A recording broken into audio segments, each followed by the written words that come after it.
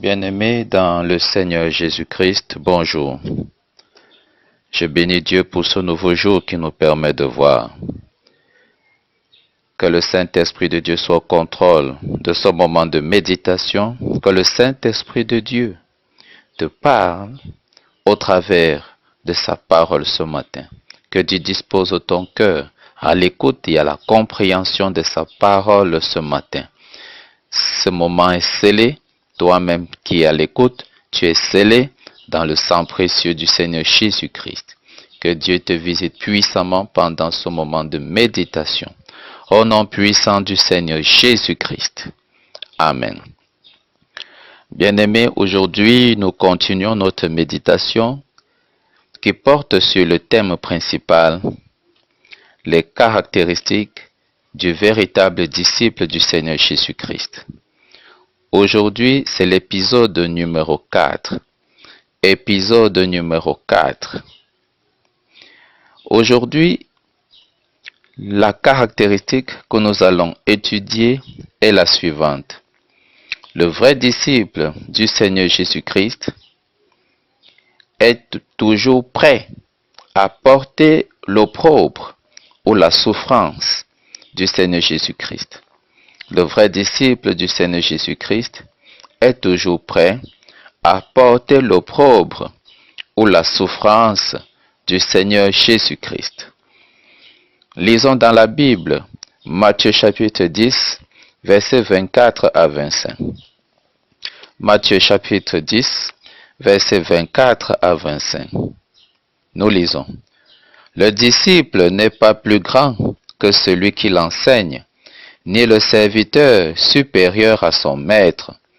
Il suffit au disciple d'être comme celui qui l'enseigne et au serviteur comme son maître. S'ils ont qualifié le maître de la maison de Belzébul, que diront-ils de ceux qui font partie de cette maison? Nous relisons Matthieu 10, versets 24 à 25.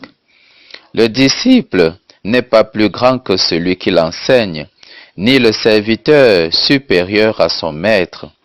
Il suffit au disciple d'être comme celui qui l'enseigne et au serviteur comme son maître. S'ils ont qualifié le maître de la maison de Belzébul, que diront-ils de ceux qui font partie de cette maison? Bien-aimés, les adversaires du Seigneur Jésus-Christ l'accusaient d'être un agent du diable. Les adversaires du Seigneur Jésus-Christ l'accusaient d'être un agent du diable.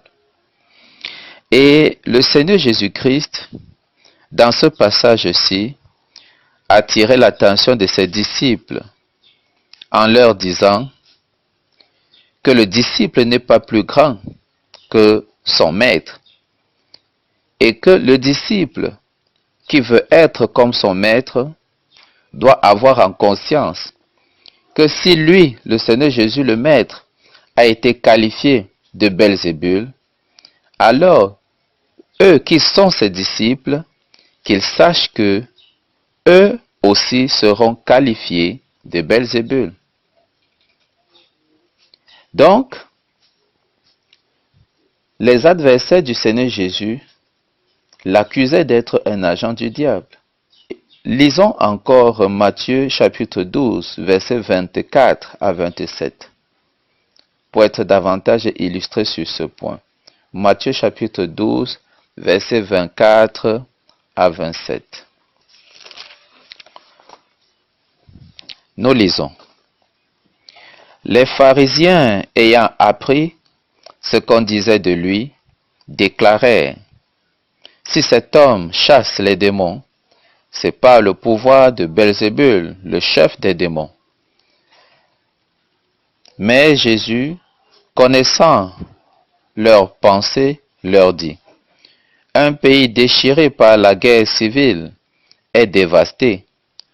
Aucune ville, aucune famille divisée ne peut subsister. Si donc Satan se met à chasser Satan, son royaume est divisé contre lui-même. comment alors ce royaume subsistera-t-il? D'ailleurs, si moi je chasse les démons par Belzébul, qui donc donne à vos disciples le pouvoir de les chasser? C'est pourquoi ils seront eux-mêmes vos juges.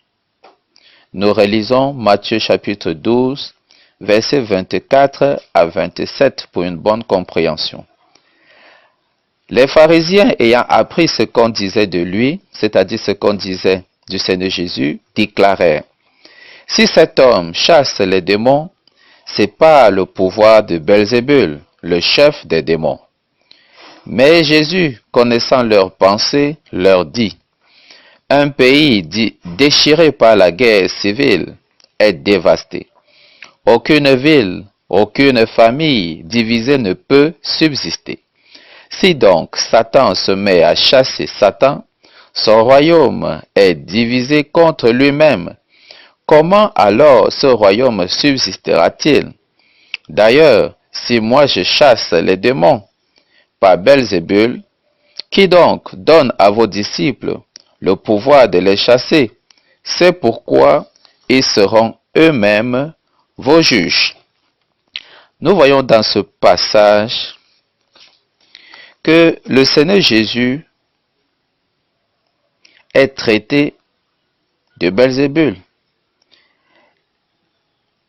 et qu'il chasse les démons par le pouvoir de Belzébul. Belzébul, c'est un des noms du diable. Et face au miracle du Seigneur Jésus, les pharisiens ne peuvent nier son pouvoir. Mais ces pharisiens sont convaincus que le Seigneur Jésus ne vient pas de Dieu. Et ils l'attribuent au diable. Vous voyez comment le Seigneur Jésus est incompris. Et en ce temps-là, il y avait des exorcistes juifs qui, d'un côté, de l'autre, se manifestaient. Vous vous rappelez de l'histoire des 7 fils de Séva. Donc, avec tout ce mélange, tout ce melting pot, le Seigneur Jésus-Christ, qui était pourtant vrai, et qui est vrai, était incompris des pharisiens. Il était traité de tous les noms. Et ces pharisiens sont allés jusqu'à dire que c'est par le pouvoir de Belzébul que le Seigneur Jésus chasse les démons. Et le Seigneur Jésus leur a posé une question en leur disant que comment Satan peut-il chasser Satan? Et il a aussi demandé si lui, le Seigneur Jésus, il chasse les démons par Belzébul. Alors, leurs disciples, c'est-à-dire les disciples de ces pharisiens-là, par quel pouvoir eux aussi, ils chassent donc ces démons? Alors, le Seigneur Jésus leur a dit, c'est pourquoi vos enfants vont témoigner contre vous. Autrement dit, les enfants de ces pharisiens témoigneront en faveur du Seigneur Jésus-Christ. Et le Seigneur Jésus montre ainsi l'incohérence de ces accusateurs qui, en le condamnant, condamnent leurs propres disciples et donc se condamnent eux-mêmes.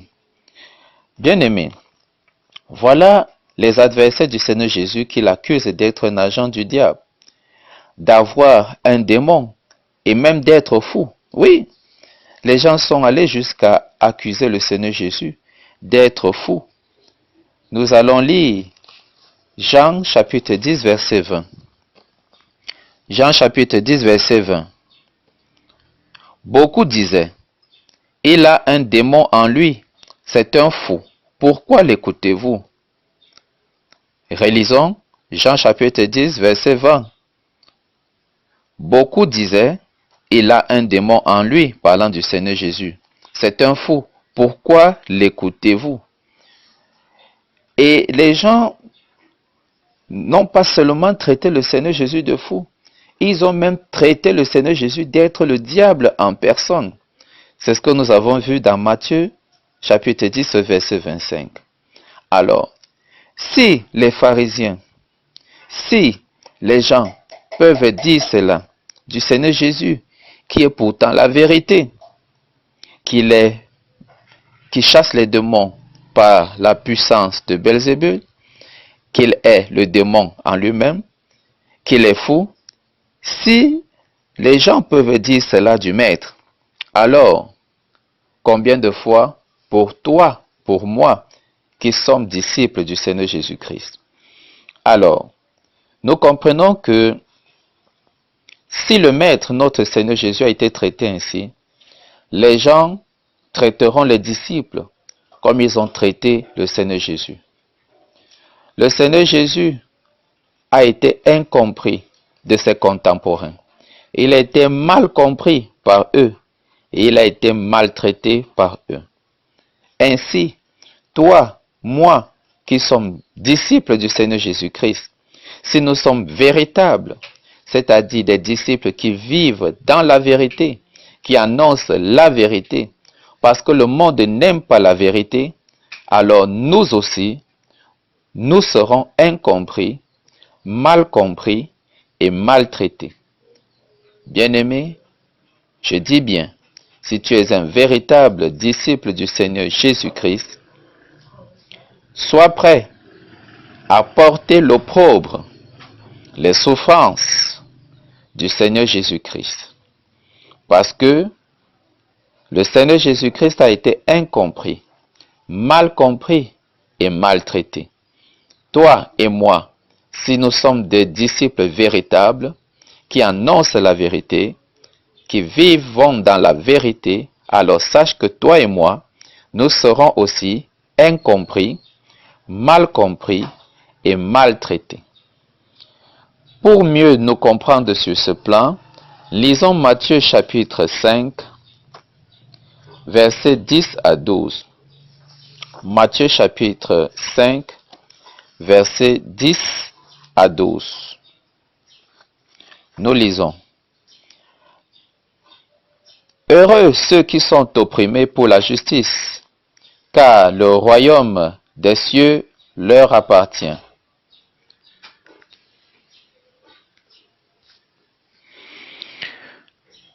Le Seigneur Jésus dit ici, dans Matthieu chapitre 5, du verset 10 à 12, au verset 10, le Seigneur Jésus dit, « Heureux ceux qui sont opprimés pour la justice, car le royaume des cieux leur appartient. Heureux serez-vous quand les hommes vous insulteront et vous persécuteront, lorsqu'ils répandront toutes sortes de calomnies sur votre compte à cause de moi.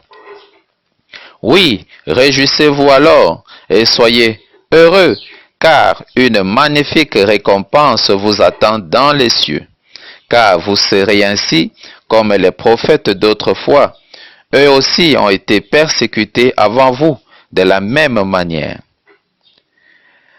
Nous reprenons pour une bonne compréhension. Matthieu chapitre 5, versets 10 à 12. Heureux ceux qui sont opprimés pour la justice, car le royaume des cieux leur appartient. Bien-aimé, es-tu opprimé à cause de ta justice? Le Seigneur te dit ce matin, sois heureux, car le royaume des cieux t'appartient. Au verset 11, heureux serez-vous quand les hommes vous insulteront et vous persécuteront, lorsqu'ils répandront toutes sortes de calomnies sur votre compte à cause de moi. Bien-aimé, à cause du Seigneur Jésus, est-ce que les gens se moquent de toi? Est-ce que tu es persécuté? Les persécutions physiques, les persécutions morales, les persécutions psychologiques autour de toi, dans ta famille, dans ton lieu de travail. Est-ce que tu expérimentes toutes ces expériences à cause du nom du Seigneur Jésus? Le Seigneur Jésus-Christ te dit ce matin, sois heureux. Verset 12. Oui, réjouissez-vous alors et soyez heureux, car une magnifique récompense vous attend dans les cieux. Car vous serez ainsi comme les prophètes d'autrefois. Eux aussi ont été persécutés avant vous de la même manière. Bien-aimé, le Seigneur Jésus te dit ce matin, réjouis-toi, sois heureux, parce que tu es persécuté à cause de ta foi en le Seigneur Jésus, parce que tu es persécuté à cause de la vérité que tu annonces, parce que tu es persécuté, parce que tu veux vivre dans la vérité, dans la sainteté. Le Seigneur Jésus te dit ce matin, une magnifique récompense t'attend dans les cieux. Le Seigneur Jésus nous prévient en nous disant, comme les prophètes d'autrefois, eux qui sont morts à cause de leur foi en le Seigneur Jésus, de la même manière, nous aussi, nous serons persécutés et peut-être irons-nous jusqu'à la mort à cause de notre foi en le Seigneur Jésus. Le Seigneur Jésus nous prépare parce que en ce temps de la fin, bien-aimés, la persécution contre les enfants de Dieu, contre les véritables disciples du Seigneur Jésus-Christ, s'accroîtra. Les disciples du Seigneur Jésus ont été persécutés. Et en ce temps de la fin, cela va s'accroître. Bien-aimés, même s'il arrivait que tu te trouves dans ce genre de situation, eh bien, par la grâce de Dieu, honore le Seigneur Jésus. Honore le Seigneur Jésus, quel que soit le prix. Et le Seigneur Jésus qui honore toujours ceux qui l'honorent, te soutient et te soutiendra, quelles que soient les circonstances difficiles dans lesquelles tu peux te trouver à cause de ta foi en le Seigneur Jésus. Le Seigneur Jésus-Christ a volé au secours de Shadrach, Meshach, Abednego parce qu'ils ont su honorer le Seigneur Jésus-Christ. Ils n'ont pas craint de mourir à cause du Seigneur Jésus. Bien-aimé, parce que toi aussi, tu refuses de régner le nom du Seigneur Jésus, malgré les persécutions, malgré les moqueries, le Seigneur saura prendre soin de toi. Le Seigneur saura te soutenir. Le Seigneur saura combattre tes combats. Et tu auras toujours la victoire sur tes ennemis. Bien-aimé, la parole de ce matin t'interpelle, m'interpelle. Le vrai disciple du Seigneur Jésus se caractérise par le fait qu'il est toujours prêt à porter l'opprobre et même la souffrance de son maître, de son Seigneur, le Seigneur Jésus-Christ. Les adversaires du Seigneur Jésus, les pharisiens, l'accusaient d'être un agent du diable, d'avoir un démon et même d'être fou, et même d'être le diable en personne. Les gens traiteront les disciples aussi comme ils ont traité le Seigneur Jésus.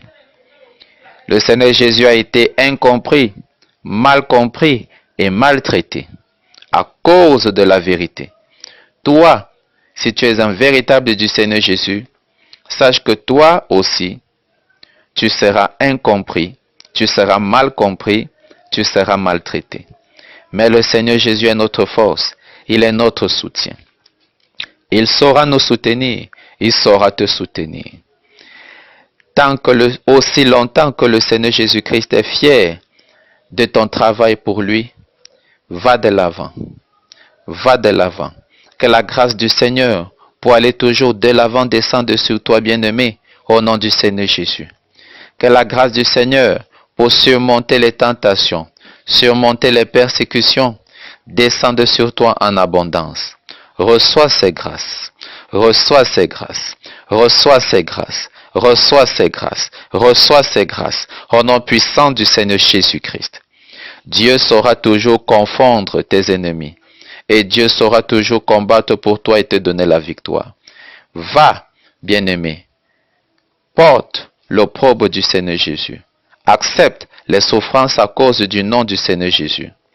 Et tes couronnes, tes récompenses sont ta possession. Au nom du Seigneur Jésus-Christ. Amen. Je suis le prophète Casimir Donjou pour la méditation de ce matin. Que Dieu bénisse sa parole dans ton cœur. Gloire à Dieu. Au nom du Seigneur Jésus-Christ, Shalom. À bientôt, s'il plaît à Dieu. Shalom.